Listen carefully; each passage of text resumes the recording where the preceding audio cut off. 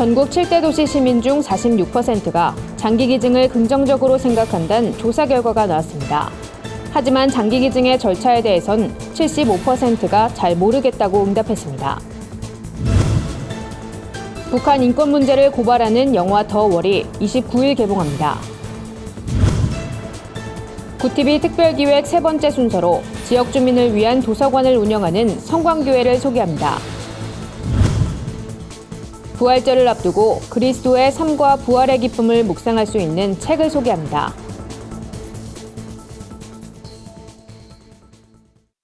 안녕하십니까. 구티비 뉴스입니다. 전국 7대 도시 1,004명에게 물었습니다. 생면부지의 타인에게 장기를 기증하겠다고 밝힌 사람은 46%, 절반에 가까운 수치를 보였습니다.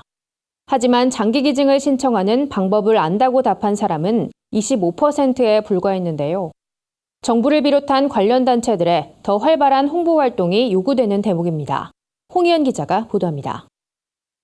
한국장기기증협회 조사 결과에 따르면 우리 국민의 절반은 장기기증에 대해 긍정적이란 것을 알 수 있습니다. 하지만 장기기증을 신청하고 싶어도 어디에 어떻게 해야 하는지를 몰라 망설이는 경우가 많습니다. 장기 기증 제가 하고도 싶은데 뭐 절차나 그런 거는 제가 잘 아는 게 없어가지고 홍보되는 것도 잘 없는 것 같고. 우리나라 장기기증 운동은 1990년대로 접어들면서 민간단체를 통해 활발히 전개됐습니다. 이후 장기기증 관련법을 제정하는 등 수많은 성과를 이뤄왔습니다. 장기기증 등록 서약자가 130만 명을 넘어섰다는 자료도 이 같은 성과를 입증하고 있습니다. 하지만 아직도 수많은 환자들이 장기기증을 기다리다 사망하는 등 안타까운 상황이 빈번히 나타납니다. 무엇보다도 스페인이나 미국이나 이런 나라에서는 장기기증을 통해서 수많은 환자들이 새로운 생명을 살아가고 있습니다. 정말 이 국가가, 우리 사회가 충분히 이런 장기기증을 통해서 꺼져가는 생명을 살릴 수 있는데 살리지 못한다는 것에 대해서 굉장히 안타까움을 느끼고요. 전문가들은 정부를 비롯한 민간단체들이 유기적으로 협력하며 장기기증 홍보 체계를 갖춰야 한다고 입을 모았습니다. 특히 미국의 로즈 퍼레이드와 같은 국가적 캠페인을 마련해 국민인식 개선에도 힘써야 한다고 강조했습니다. 구티비 뉴스 홍우연입니다. 북한 인권 문제를 고발하는 영화 더 월이 국내 개봉을 앞두고 있습니다. 영화는 아일랜드의 권위 있는 영화제 중 하나인 갤웨이 영화제에서 최고 인권 영화상을 수상해 화제를 모은 바 있습니다. 영화 더 월은 아일랜드 언론인 출신 데이비드 킨셀라 감독이 체제선전용 다큐멘터리 촬영을 위해 북한에 체류하며 촬영한 영상들을 재구성한 작품으로 북한 체제와 비참한 인권 실태를 강도 높게 비판합니다. 영화의 주인공 소영은 체제선전용 글을 쓰지 않았다는 이유로 정치범 수용소에 끌려가게 됩니다. 영화는 소영이 마주하는 북한 인권의 현실, 주체 사상의 허망함과 함께 목숨 건 탈북 여정을 다큐멘터리와 드라마, 애니메이션 등의 장르를 오가며 독특하게 그려냅니다. 인권 문제 이면에 방치된 분단의 문제를 다루고 싶었던 데이비드 킨셀라 감독. 단절된 소통과 통일의 문제를 이방인 감독은 어떤 시선으로 다루고 있을지 관심이 모아집니다. 영화는 29일 개봉합니다.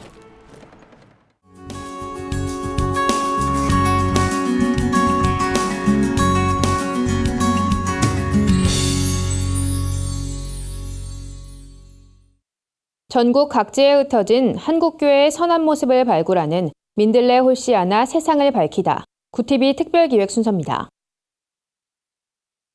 지역사회를 위한 도서관을 세워 주민들의 문화공간과 쉼터로 자리매김한 교회가 있습니다.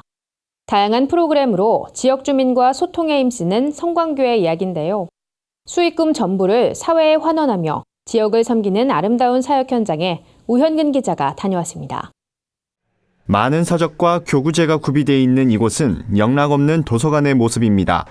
이곳은 성광교회가 운영하는 작은 도서관으로 하나님을 생각하자는 뜻의 싱크엘이란 이름을 갖고 있습니다.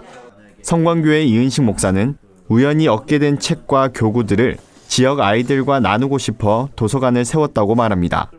하나님을 생각하는 마음으로 운영하다 보니 어느새 서울시가 선정한 지역의 대표 도서관으로 자리 잡게 됐습니다. 좋은 책들을 사실 개인이 사기에 참 부담되는 그런 책들이긴 하지만 함께 나누면 좋을 것 같아 시작된 게 바로 이 싱크엘 작은 도서관이었고, 이름 역시 싱크엘이라고 해서 하나님을 생각하자. 싱크엘 도서관에선 스페셜미, 마더와이즈와 같은 프로그램들이 인기를 얻고 있습니다. 아이들은 동화로 성품 교육을, 어른들은 복음적인 자녀 양육법을 배웁니다. 또 틈새 프로그램은 오갈 데 없는 아이들을 책임지며 사랑방의 역할을 톡톡히 해내고 있습니다. 카페로도 활용되는 싱크엘 도서관은 바리스타인 이목사 부부가 직접 내린 커피와 함께 주민을 위한 소통의 장으로도 운영됩니다. 저희 도서관은 책만 읽는 도서관은 아니에요. 커피를 통해서 마음을 먼저 연 다음에 그 다음에 이제 소통하고 그리고 그리스도의 복음을 전하는 그런 일들을 하고 있고요. 와서 아이들이 함께 아이들과 또 소통도 하고 놀이문화를 만들어가는 그런 도서관으로 지금 자리 잡고 있습니다. 이웃과 소통하고 내 것이 아닌 우리의 것으로 나누자는 취지로 시작된 싱크엘 도서관은 수익금 전액을 지역사회에 환원하고 있습니다. 성광교회는 싱크엘을 통해 그리스도의 사랑을 실천하는 데 앞장서겠다는 뜻을 밝혔습니다. 복음을 마지막까지 증거하면서 사랑을 전달하고 싶고, 또 저희 싱크엘만의 문제가 아니라 선교의 한 방법으로 많은 분들에게도 복음을 증거할 수 있는 일에 저희가 조금이나마 지금 동참하고 참여하고 있습니다. 구티비 뉴스 오현근입니다. 부활절을 앞두고 예수 그리스도의 삶과 부활의 기쁨을 묵상하며 신앙을 돌아볼 수 있도록 돕는 도서들을 모아봤습니다. 예수의 부활 사건이 성경 속 허구의 이야기라고 느껴진다면 신간 부활은 팩트다를 추천합니다. 이 책은 그리스도의 고난과 부활이 성경 전체에 어떻게 기록됐는지 시간의 순서대로 소개합니다. 또 시대적 배경과 등장인물에 대한 분석, 다양한 사파를 통해 부활 사건을 전체적이고 종합적인 시각으로 바라볼 수 있도록 돕습니다. 부활은 기독교의 핵심이자 뿌리라고 강조하는 이상훈 목사의 저서 부활이 알고 싶다는 부활을 더 깊이 묵상하기에 좋습니다. 저자는 이 책에서 탄탄한 성경신학을 기초로 성경이 말하는 부활에 대해 설명하고 부활의 증인된 삶은 어떤 것인지 알려줍니다.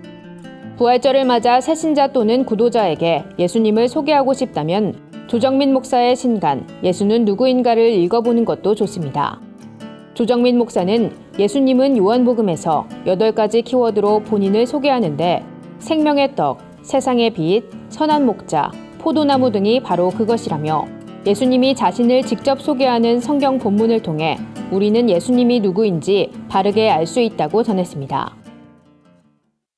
오늘의 사회 이슈를 홍희연 기자가 종합해드립니다.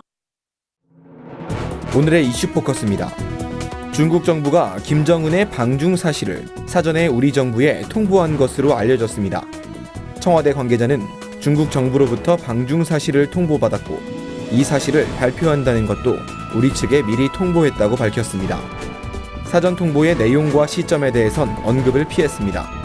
청와대 관계자는 문재인 대통령은 아랍에미리트 순방 중에도 계속 보고를 받았다며 특히 북중 정상회담에서 나온 한반도 비핵화는 선대의 유운이란 발언은 앞으로 있을 남북, 북미 정상회담에도 긍정적 영향을 미칠 것으로 예측된다고 전망했습니다. 김정은 방중에 대해 중국 언론들은 차이나 패싱은 없다는 걸 입증한 것이라고 주장했습니다. 차이나 패싱은 과거 북핵 문제 해결을 위한 회담에서 남북과 미국 등 3자 구도로 논의가 이루어지면서 중국의 역할이 사라지는 것을 의미합니다. 인민일보는 그동안의 수수께끼가 풀렸다고 김정은의 방중을 평가했고 인민망은 북중 전통 우호 관계를 계승 발전시켜야 한다고 강조했습니다. 반면 이번 방중 소식에 일본에서는 재팬 패싱이 이루어졌다는 분위기가 형성되고 있습니다. 그동안 대화를 위한 대화는 안 된다며 대북 강경론을 주도해왔지만 상황이 뒤바뀌고 있기 때문입니다.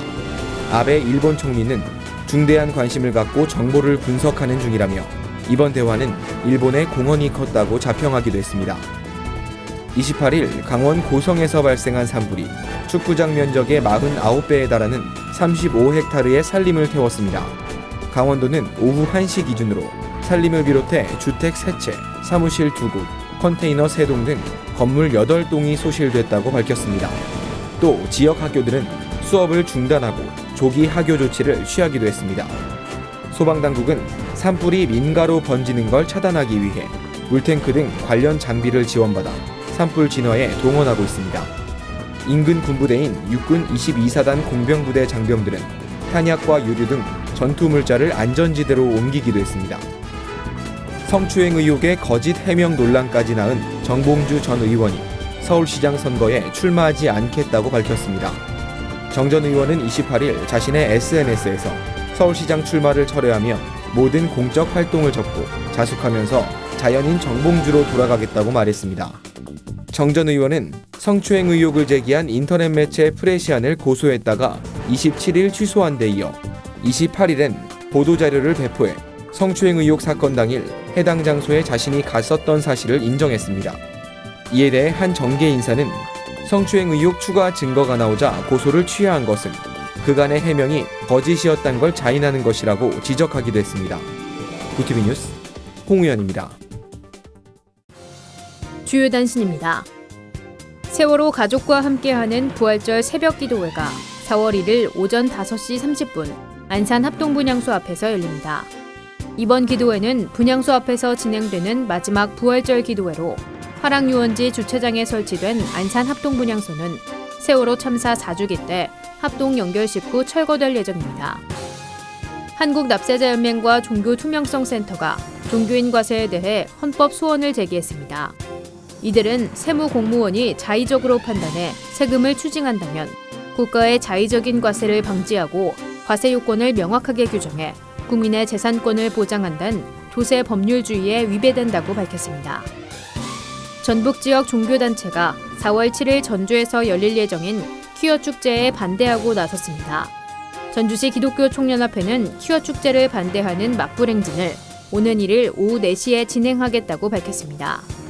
전주 신흥중고등학교 정문에서 충경로 사거리까지 이어지는 구간을 행진하며 목회자와 각 교회 성도 등 1,500여 명이 동참할 예정입니다.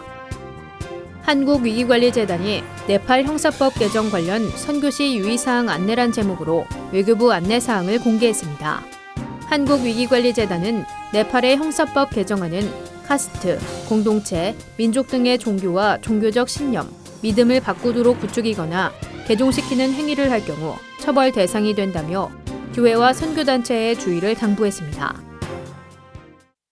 이상으로 뉴스를 마칩니다. 구티비 뉴스는 인터넷 신문 데일리 굿뉴스를 통해서도 보실 수 있습니다. 시청해주신 여러분 고맙습니다.